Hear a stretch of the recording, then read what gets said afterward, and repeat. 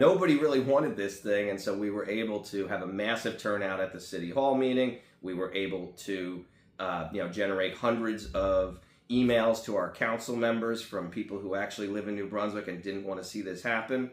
And we were ultimately able to get a lot of media attention on the victory because it was such a kind of like epic win for the people. And that's how I ended up on Breaking Points and ended up getting a lot of accolades. But it was just 9 days from the day that we found out until the day that we defeated it. So it was a pretty wild 9 days, but I knew that it was an issue worth fighting on because I wanted to make sure our city council knew not just that they shouldn't move ahead with this project, but when somebody else comes along and proposes a data center, I wanted them to remember how against it the people were. So we really, kind of ran up the score, and we got 200 plus people to show up at that council meeting. And I venture to say they will remember that.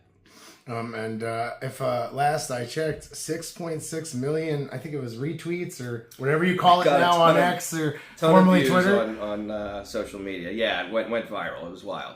And why do you think it went viral?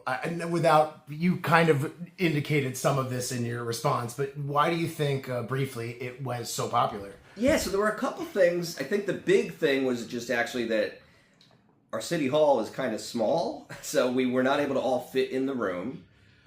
In fact, the city kind of went overboard and restricted access to just a handful of people. Really, they said, we're only allowing 80 people in the building, and they reserved spaces for all their insiders and made the public wait out in the cold and the rain. But fortunately, they kept their energy up. They were marching and chanting, and we could hear them in the room chanting, vote no, vote no. And when the news of what happened on the inside of the building reached the outside of the building, there was just this moment of elation and joy that went viral just because it was a great moment. And then I think a lot of people were probably searching for New Brunswick Data Center and trying to figure out how did this fight come about and who was leading this fight. And, folks came across my tweet where I celebrated the win and pointed out that not only did we defeat the data center, but we got them to reinstate the requirement to put the park in.